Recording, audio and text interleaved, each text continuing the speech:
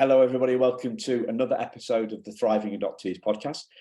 So today I'm delighted to be joined by Tony and Heather Bertauski. They are the birth parents, and this is a first, I think, for us. I think we've not done a birth parent three-way conversation with birth parents.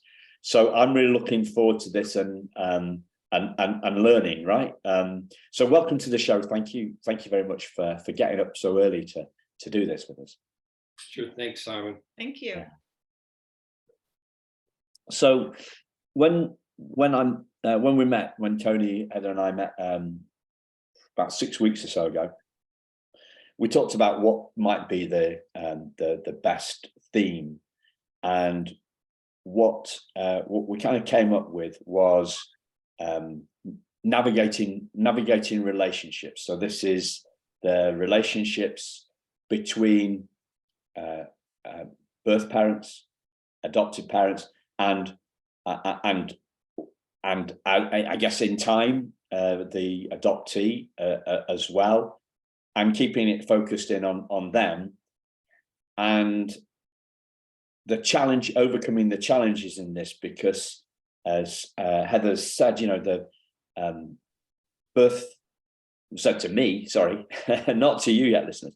Birth mothers are in crisis with this unplanned pregnancies, and it's a time that's riddled with emotion. Was one of the one of the phrases that Heather came up when, and she was dealing with her own stuff, and that kind of is a tricky place. What's going on for us internally makes it difficult for what's our relationships externally. So as I'm speaking about this, I don't know, regular listeners may think I'm slightly off kilter, or they may think I'm just my normal rambling self. But unfortunately, like 10 hours ago, we had to have one of our dogs put to sleep.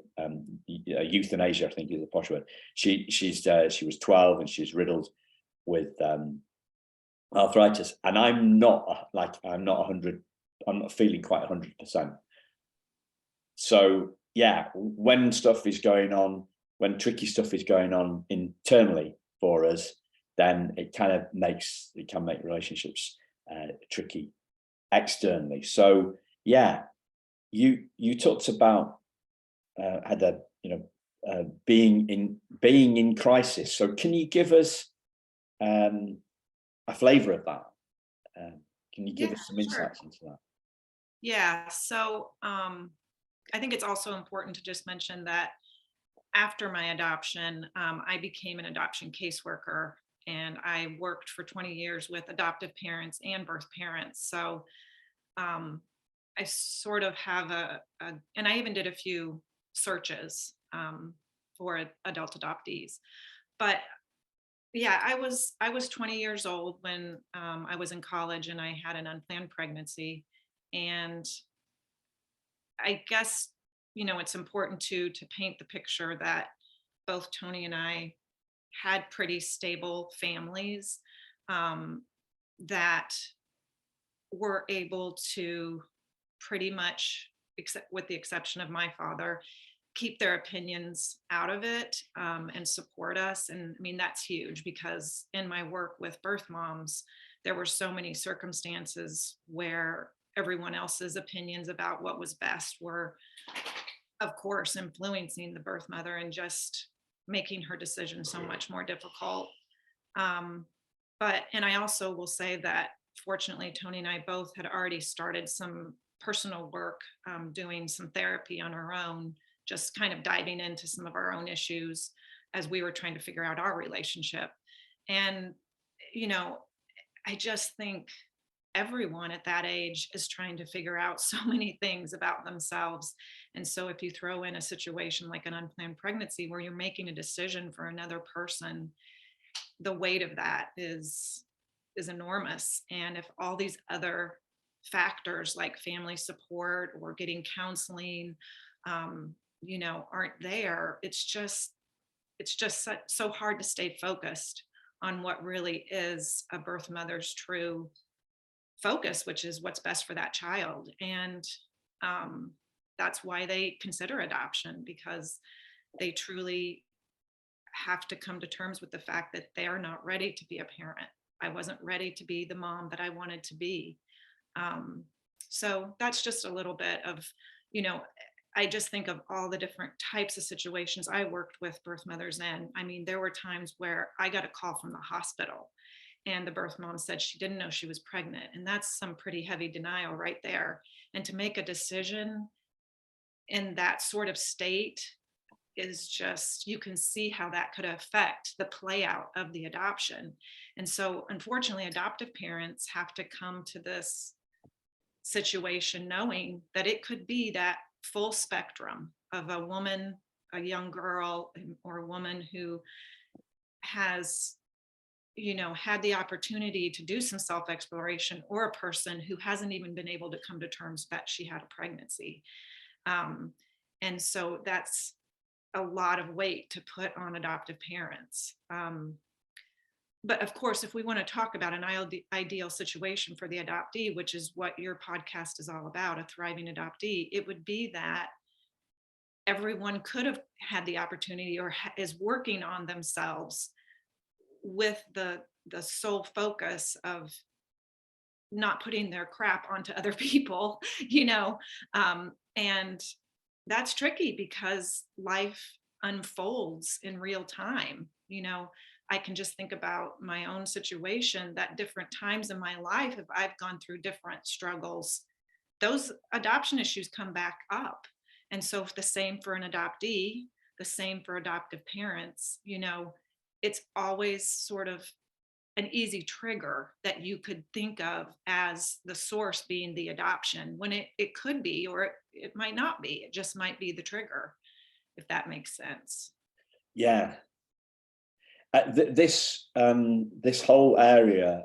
So in terms of my my own work, my own self exploration, this is a fascinating area for me. Is, you know, that and it can become a rabbit hole at the same time. So the question is this human or is this adoption? Right. And the more I see on my journey, it's actually human. You know, Yeah. it's a human thing, and for me, that means that gives me a lot more hope. So if it's a human thing, it's the ongoing exploration about what makes us human, and it's not about changing the past.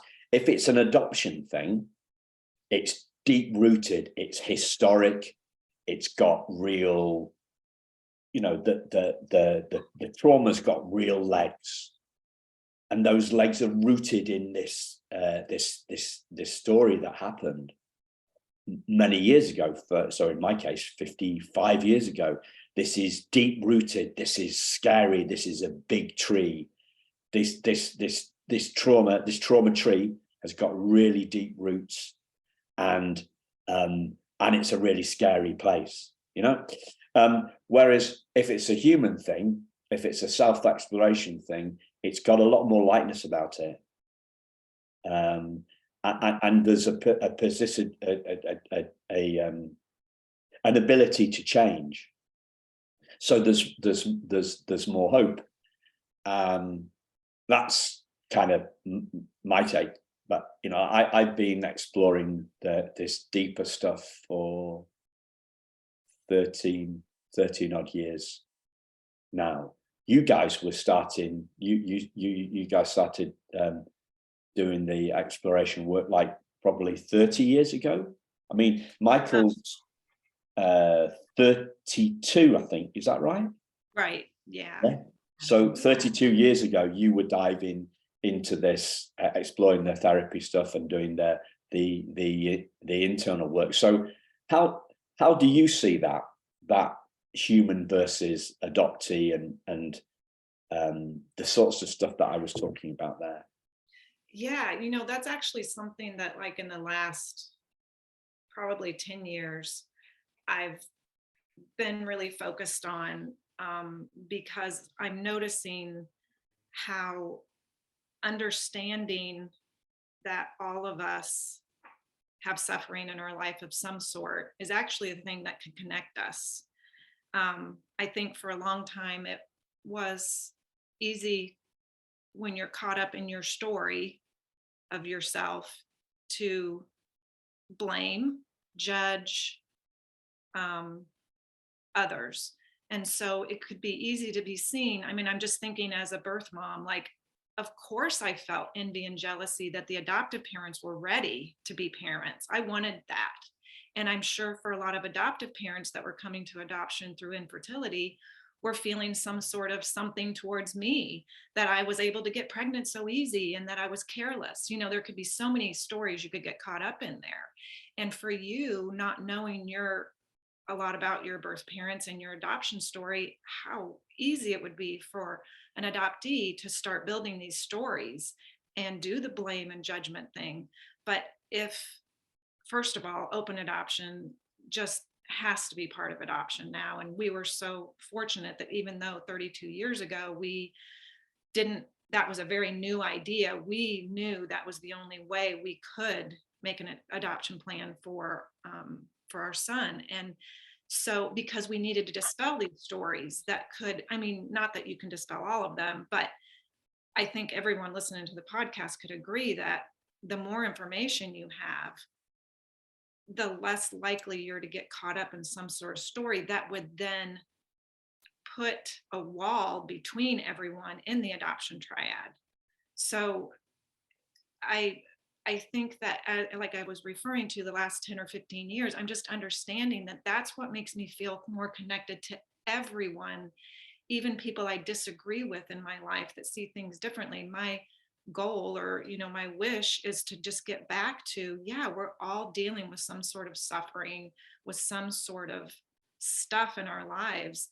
And if we could see that in a way where then we feel more compassionate to each other, then a lot of our problems would not be the big problems that we're seeing in the world. But specifically with adoption, I think that has been what I've seen through my work with adoptive parents and birth parents. The things that, if you want to say, sometimes go wrong, is that there's this fear from the birth mom or the adoptive parents that gets in the way of coming to terms so that they can work together again with the primary goal of being helping that adoptee you know navigate their life without all this extra junk, if that makes sense. Yeah. Yeah, and I think we were extremely lucky in the sense that we, at the very least, didn't have people telling us not to make the decision we were making. With maybe one exception, but by and large, everybody was pretty supportive. We were incredibly lucky there. And I think, and your question kind of about, let's see, I guess your question was something along the lines of our own impact in terms of self-exploration. And I think it became abundantly clear at the moment we realized we were in a crisis, we had a decision to make. And even looking back, how much we worked on our own selves and our own relationships so that we could get out of the way. And I think over the years, we've looked back and realized at the time what made this work out for us was that 100% of the focus was on Michael. 100% was on him, where we had made the decision that, we were in our early 20s, man. We couldn't be parents. Yeah, so this entire thing was really based on what's going to be best for him. So that relationship between Heather and I was important for us to get out of the way. And then I really don't think I know we couldn't have done it if open adoption wasn't even a thing. We needed to have some sort of idea that this is where, this is how this is going to unfold. And for us to heal, we would have to know exactly how he is, where he's going, have that assurance that he is being loved in a family. And so that kind of played into it as well. And again, we were very fortunate that all those pieces came together. Yeah. So what I'm seeing is that a kind of like an obsession with our own stories, or being stuck in our own stories, or being stuck in fear, is actually the barrier to the relationship and the communication between the people in the triad. Yeah, I mean, I just see that in my own life with my family, just in life, I see that as the barrier. So of course, with something as, as big as adoption, that very easily could affect the relationship. And I'll just say, when the focus is on the child, you're less likely to overstep your bounds. Like, it would be very easy, and I remember a lot of adoptive parents having concerns about open adoption, that the birth mom was going to be co-parenting, and if the birth mom's focus is on the child and not on her story, then she's not going to do that. The birth parents are not going to do that. So I just wanted to point that out, that our involvement and our communication with Michael's adoptive parents through the years was through letters, and it was with them. And it wasn't at all, we did see him a few times after his adoption, but it was very clear the roles there. And we were able to provide information to them health-wise, and just, about our families, that was helpful for them to know. And then of course, when Michael asked questions, they had answers. And I mean, I just think how huge that must be for a child, to have access to that. I mean, just all of the adult adoptees that I've heard their stories on your podcast, and then, just others that I've worked with, the torment that they've gone through in their lives, not having this information, and then the stories they build around that. I just can't imagine how much that affects your life and your relationships. So again, it has to be clear, the boundaries, but and it has to be driven by the adoptee when they're, of the right age. And that's what his parents did, is they handed things over to him. And when he was, 18 and he wanted to meet me, it was driven by him. And it was a lot more natural because there had been that communication. And we don't see each other any, we were invited to his wedding, and we did attend his wedding, which was incredible. But again, it wasn't odd, it wasn't awkward. And that's because we built this foundation over the years, where it didn't have to be, so traumatic for everyone. It was so, I'm so grateful that we were able to build that sort of thing for Michael. Yeah. Wow, there's so much there.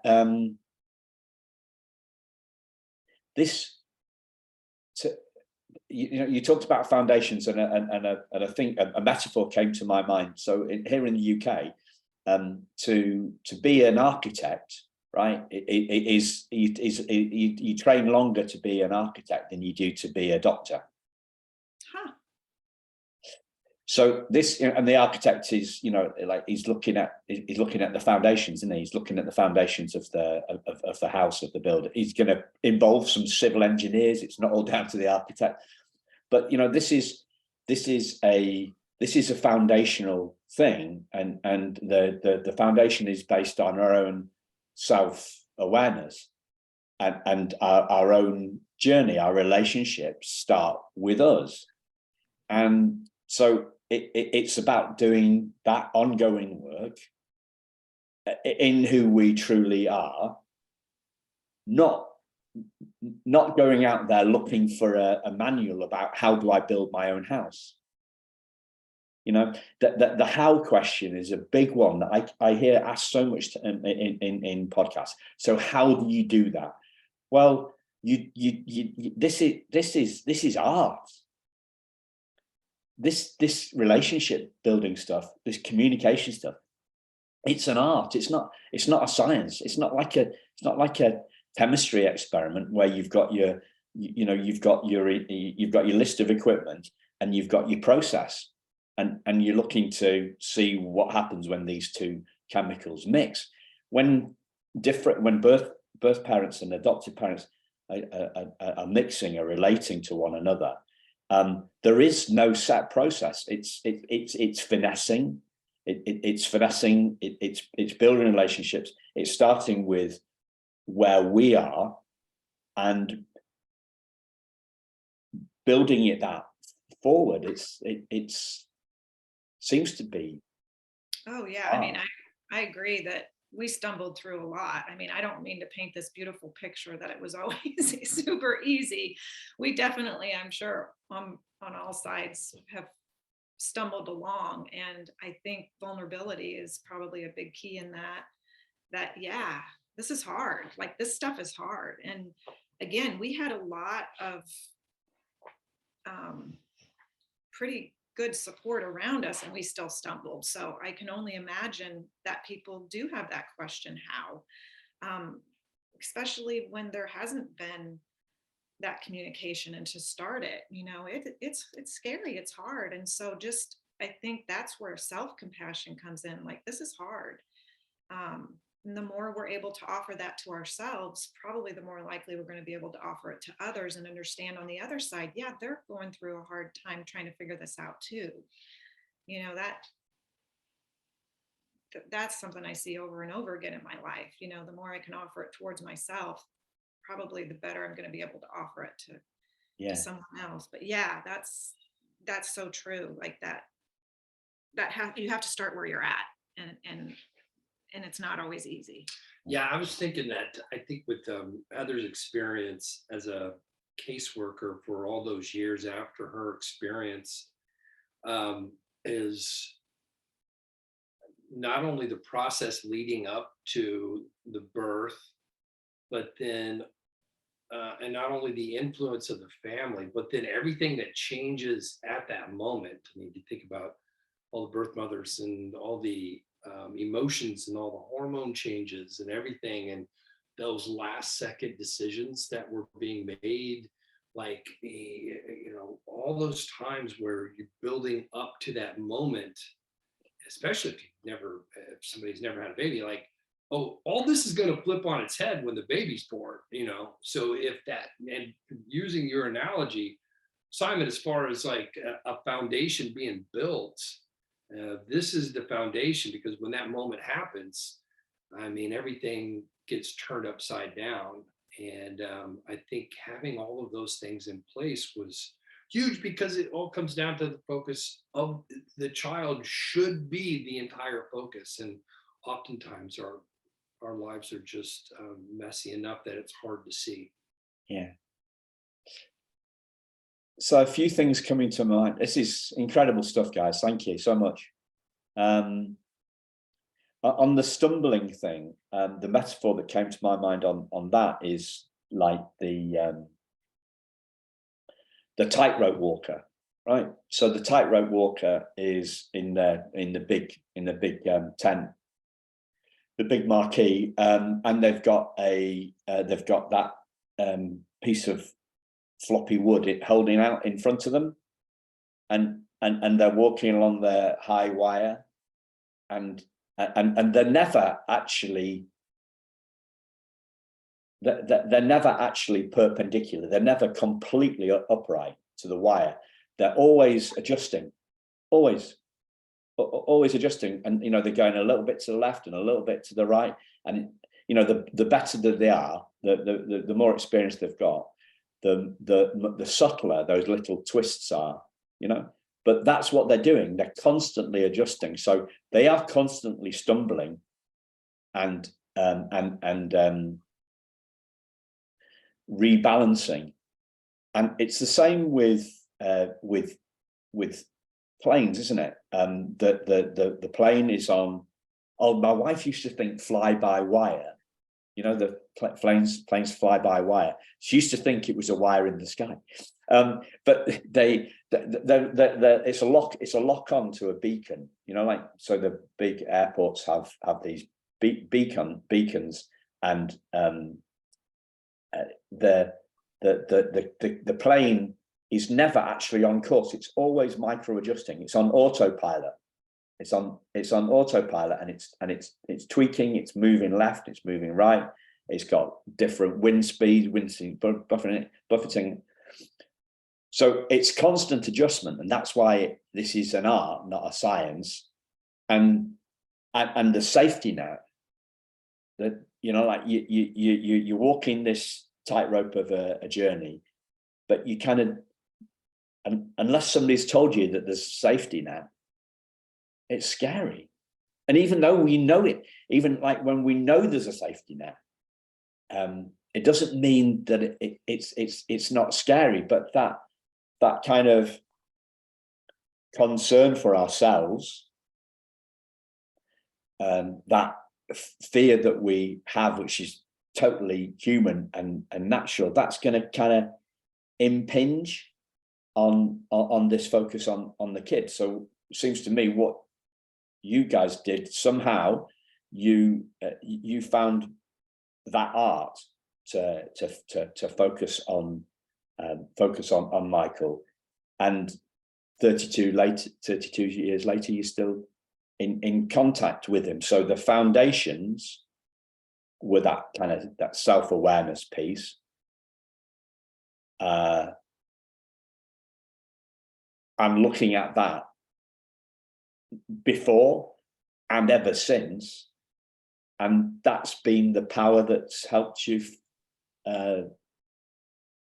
keep yourself going when you're stumbling.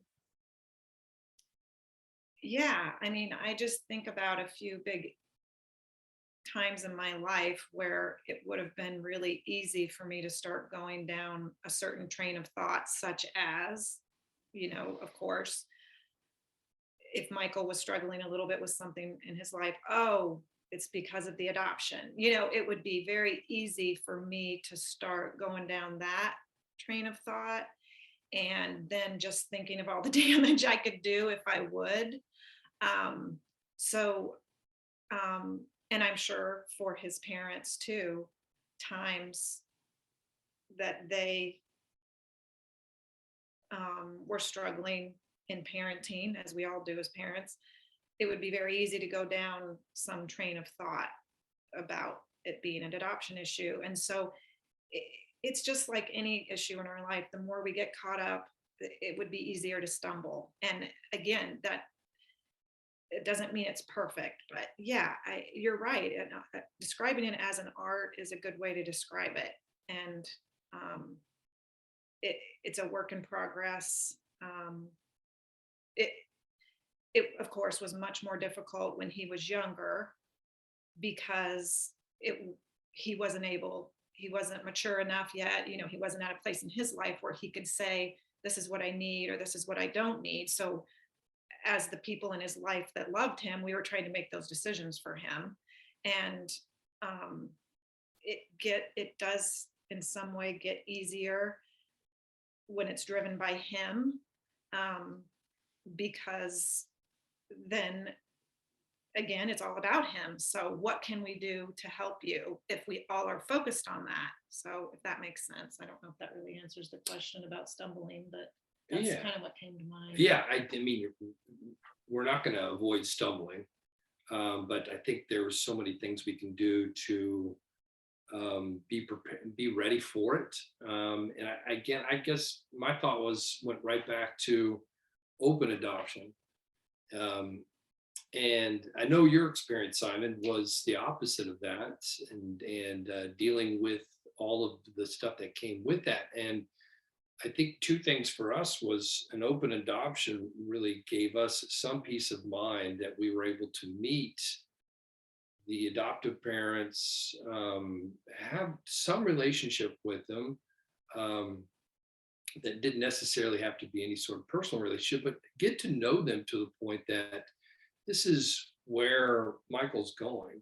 And that gave us some space and peace in order to work on our own stuff after the adoption, because then there's that of like, I mean, it's so surreal that when we got to the moment and we made a bit of a ceremony out of meeting them and introducing them, and then I remember them driving off and us looking at each other just like thinking, all right, what do we do now? You know, it was over, but we've been preparing for so long. And so, man, having that open adoption element was huge for us. It's huge for the relationship, I think, of the adoptive parents, as well as, in our case, Michael. So that kind of lays that foundation for us to do that whole balancing act that follows for the next, however many years. Yeah. That is a really good point. If you don't mind me just mentioning that ceremony, I think is another really a huge thing. I think in the United States, I don't think we cherish ceremony enough. And I just think that's another thing that was a big piece of my resolution about the adoption was that actual ceremony.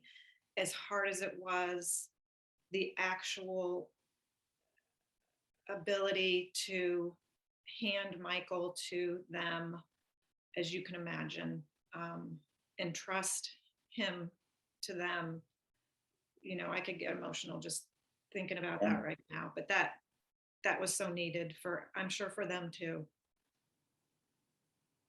Yeah. And for Michael to see those pictures, I mean, I can only imagine for him that had to have an impact as well.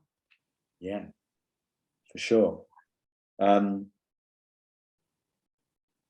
Yeah, you said if I don't mind you mentioning it. Now, this what we're trying to do here is explore what you believe to be the most important things that the insights that you've gained and the stuff that you've learned through the stumbles and through the highlights as well of the relationship over all the years. So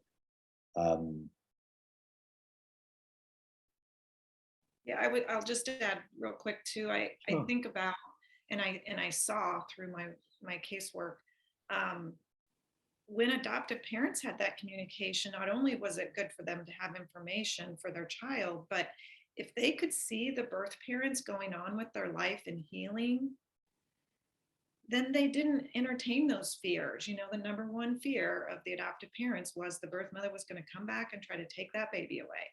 And if the adoptive parents can see and can be vulnerable enough to have that communication with the birth mom, the more likely she is to heal, and the more likely they're not going to have to entertain that fear as much. They can see that she's moving on with her life and healing and working through the grieving process, and that's a huge ask of adoptive parents. But again, you can see how that ultimately goes back to helping their child. Yeah. You talked about the thoughts running away, and I think that's the thing, isn't it? When the metaphor came to mind was a runaway train, right? So the first time I came to the US, we did the LA the Hollywood thing. So we went to Disneyland in Anaheim, and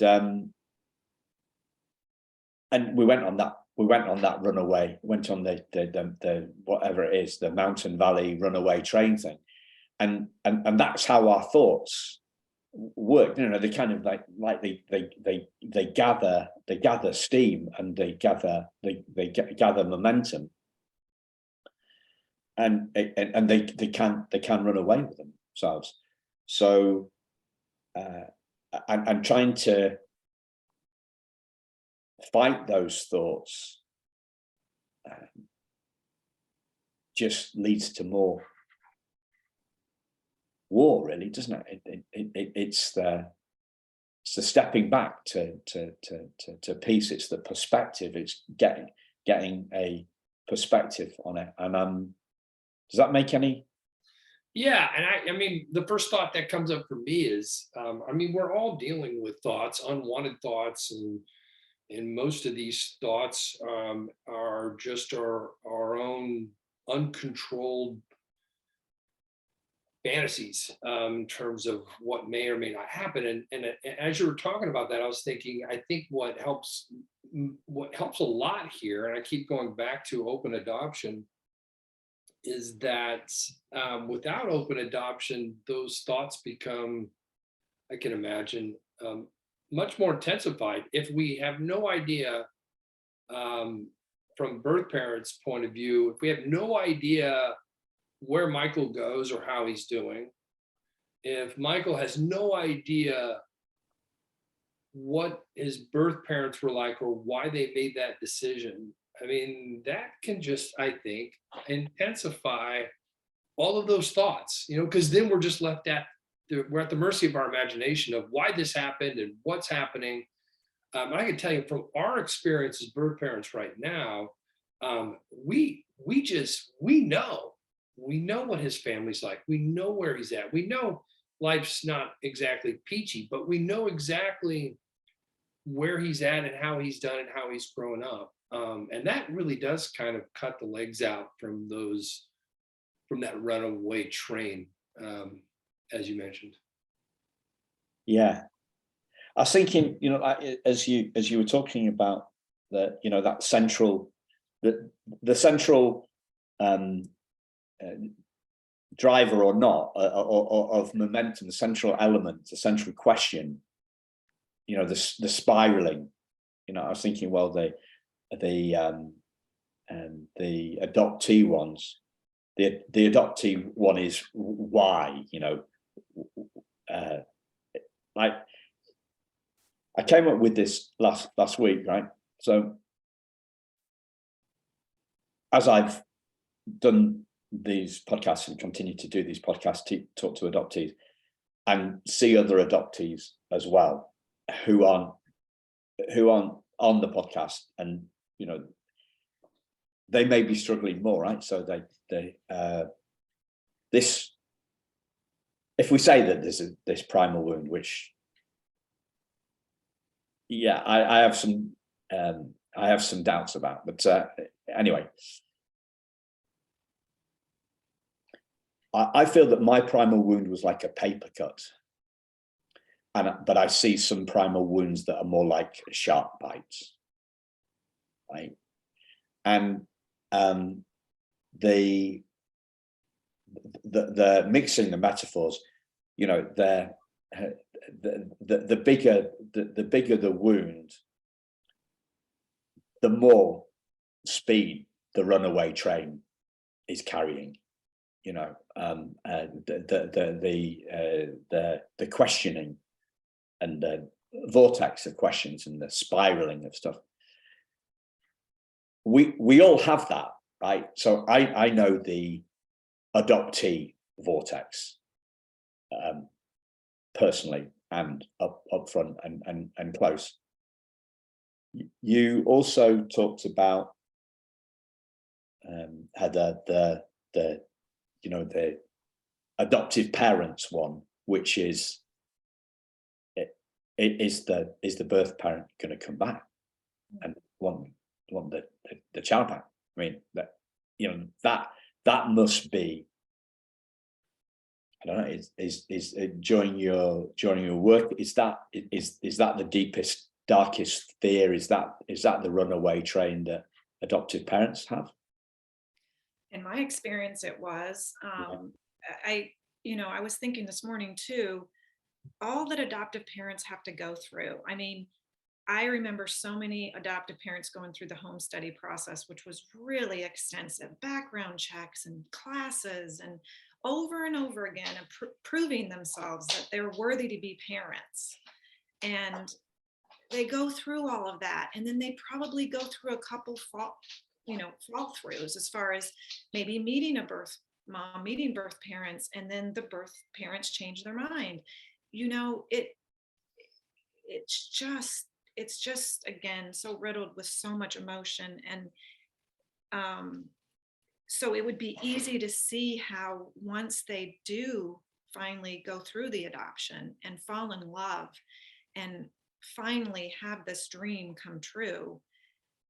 I mean, just all parents have a fear of losing their child, to an accident, or to, all sorts of imaginations that you can come up with about your child. But for adoptive parents, I can imagine. And so it's easy to see that they're falling in love with this child, and they don't want to compromise or to end up in any sort of legal battle. I mean, we all know the stories of these legal battles and how terrible that is for the child to have to go through. Of course, the birth parents and adoptive parents too. But yeah, I mean, I can only imagine as adoptive parents that would be on on your mind a lot. Again, if hopefully you're able to know the birth parents and that they're getting the help they need to resolve and heal, then that takes some of that fear away. Yeah.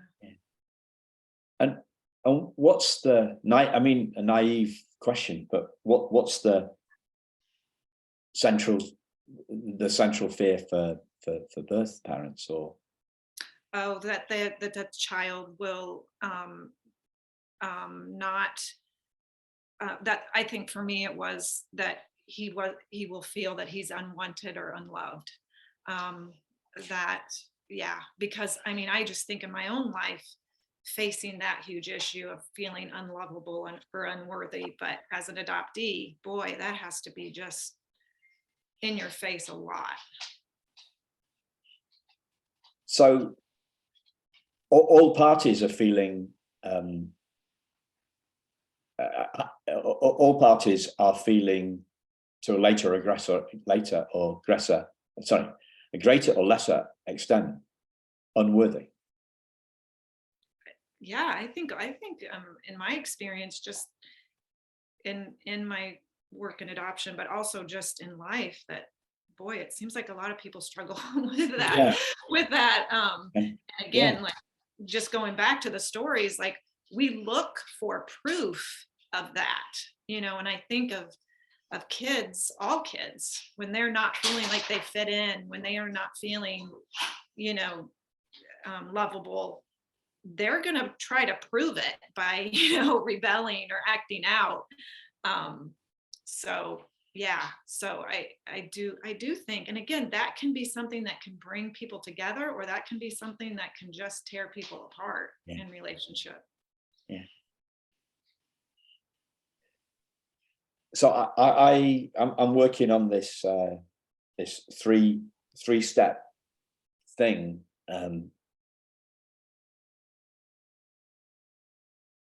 Descriptor of this at the moment. I haven't got it quite. I haven't got it quite right yet, and I don't think I will, whether I will have or not. But it's there's an agony of not feeling good enough or not feeling loved enough,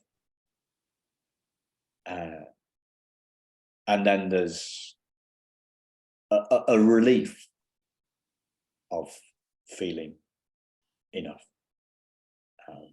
I mentioned this, I think, on a podcast last week, or maybe it's just in a conversation. I lose track. This time of year, 3 years ago, so before lockdown, I was sat in I was on a retreat for, it was a business retreat, but there was a lot of self-development kind of stuff threaded through it. And I just felt something happened. So the speaker said, I just felt enough. I'm enough. Why am I striving for all this stuff? it's like it was a relief. It was a load off my mind, right? So that's kind of the second phase. And then in some of the stuff that I touch on my personal exploration stuff, I every now and again I get a glimpse of infinity, and it's bliss. It's way beyond relief. So the agony of insufficiency, the peace of being enough, and then the ecstasy of infinity, of being, the whole world, the infinite whole shooting back shebang, and we're cycling through all those phases. Seems to me, up and down that ladder, and that comes with the territory. You talked about stumbling, and stumbling comes with the territory. Life's not like a science. It's not like a science experiment that we did at school. It is all art. It is all stumbling. It is all getting up and falling down, getting up and going again, and that seems to be life. And this, if we're all feeling that we're not enough, then we've got that in common. We've got that in common, but that feeling isn't who we are. I would say, based on our experience and Heather's experience, all her experience over the 20 years, is that the decision to make an adoption plan is really rooted in love in our case for Michael, and I think to some degree or another with all the birth parents Heather worked with, it was also the same thing.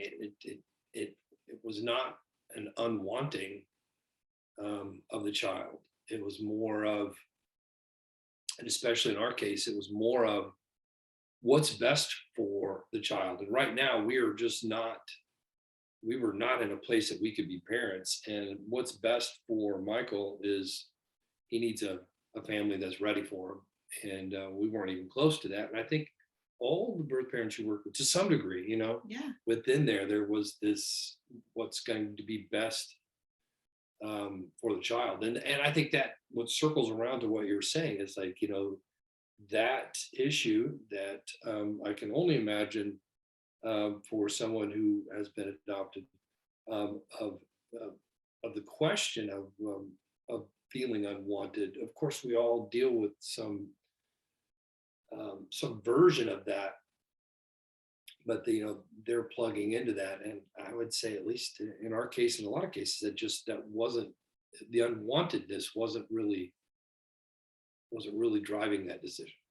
No.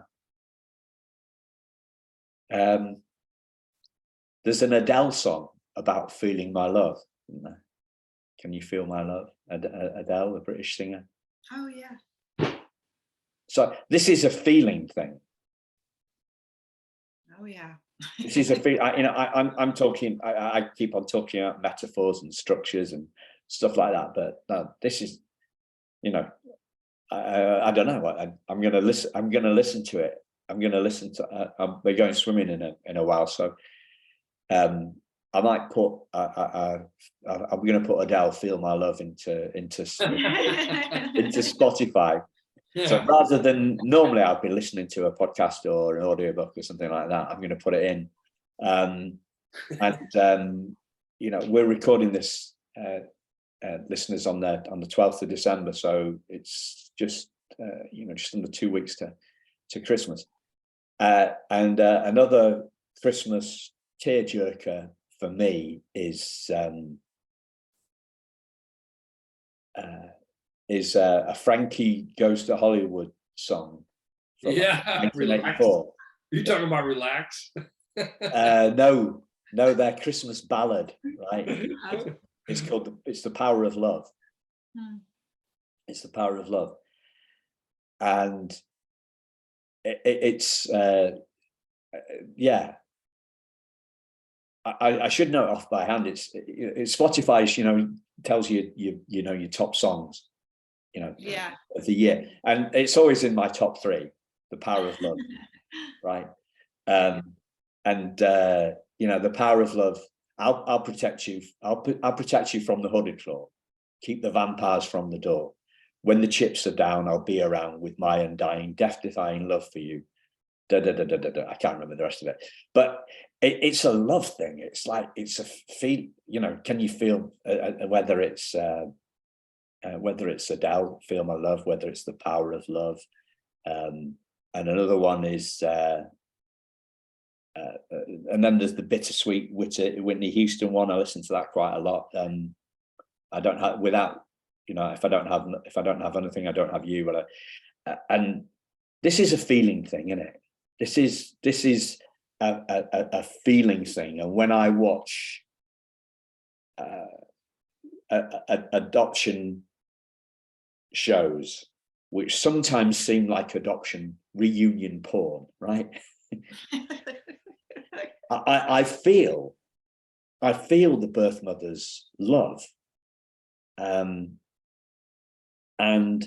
that triggers in me my feeling of my birth mother's love that I felt reading the letter from her, written to the social worker, a few days after I was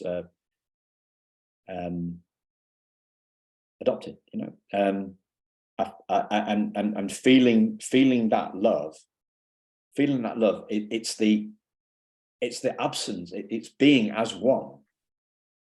It's when you're talking about barriers. So like if we're all one, there's no barriers. If there's no fear between us, there's no barriers. We're all one, and we're coming from love. We're feeling the love. We're feeling the love for the child, the adoptee, the child that's going to be adopted, the adult that has been adopted. We're feeling that love, and they're feeling it from us. And that's the ultimate healing space, isn't it? Definitely. And I think that I was just recalling one comment someone made to me when I was pregnant is, if you really loved your child, you wouldn't do that. And so I think we have a lot of misconception about what love looks like and what love is.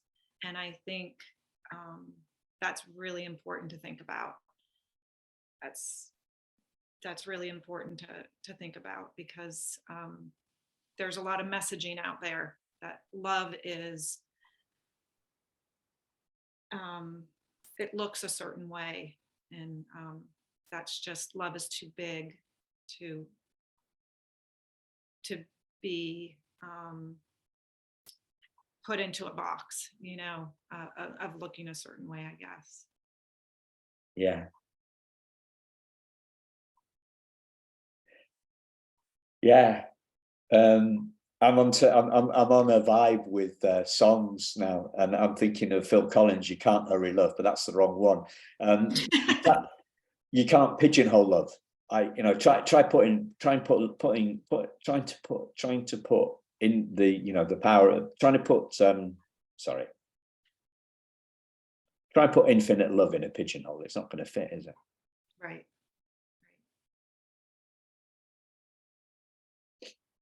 Wow. So what would you like to call this episode? Oh boy. I think I would have to think about that. I think what we sort of mentioned at the beginning, that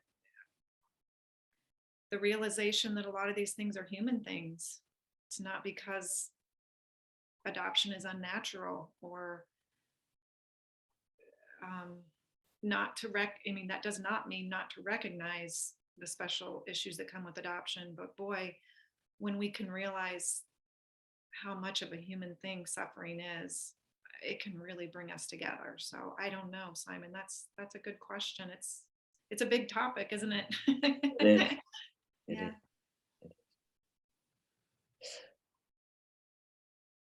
Yeah, I don't know either. Yeah. I was just trying to think about what we talked about. I mean, we've kind of covered topics like all the human messiness that comes with it, the for the birth parents, the adoption plan to some degree or another it is done for the purposes of love and not unwantedness. And I guess the only thing that keeps coming back to me from our own experience was this is at some level this is a traumatic event for the birth parents. It'll be trauma for the adoptive child to some degree.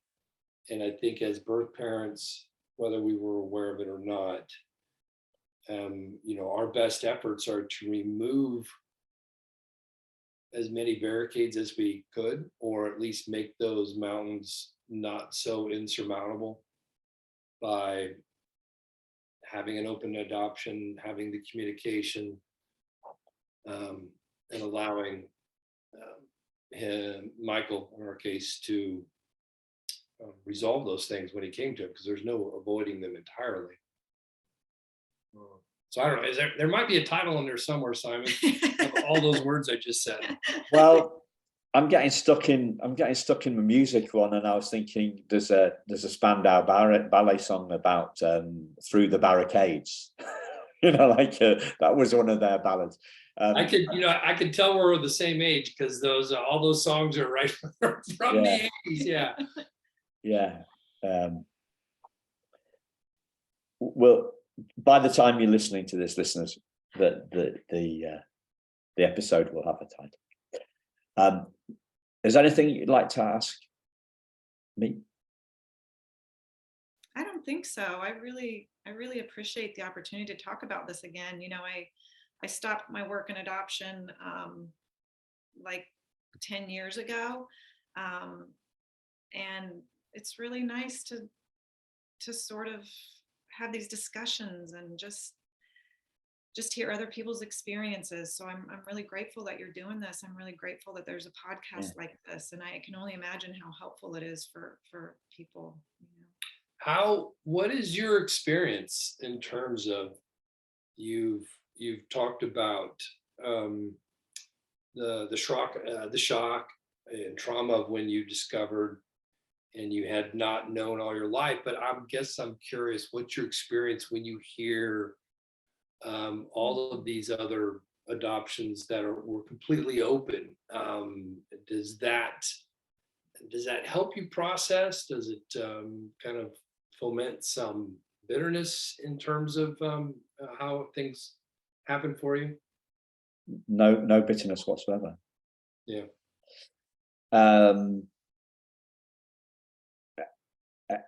I see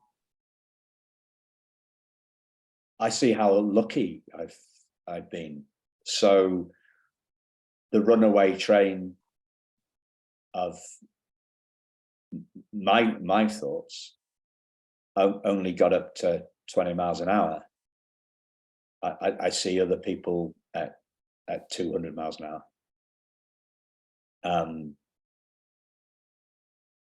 And only what that must feel like,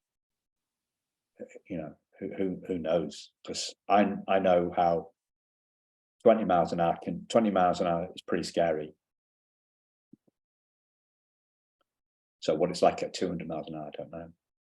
I've been really lucky in that respect. I think that I've learned that apparently blokes question less than women. Mm-hmm. A lot of women question, adoptees question when they've had their own kids, when they're having their own kids, because they feel the importance of importance is a bit of an understatement, right? They feel what it's like, and that makes them question, and those questions ferment. The runaway train gathers speed, yeah, it's a nightmare. So the more we can do in terms of our own work, this is for everybody in the triad constellation circle life, right? All 7 people, 7 billion people on the planet. The more we can explore who we really are ourselves, the better, the more openness, the better. But every relationship starts with us. I can't influence my wife as much as I can influence me. Right. So it all starts with us. Every single relationship starts with us, and that's where we should be focusing. Maybe that's your title. Heather's right. There's your title. Relationships start with ourselves. Boom, we did it.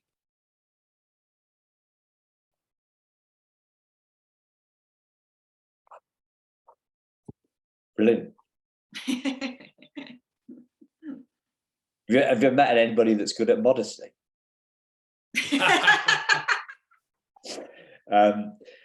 Thank you very much, and thank you to listeners. It's been epic. I've loved it, and I hope you have loved it too. Hope you guys have loved it too. We did. We did. Thank you. Thank you, Simon. Speak to you again very soon, listeners. Bye bye.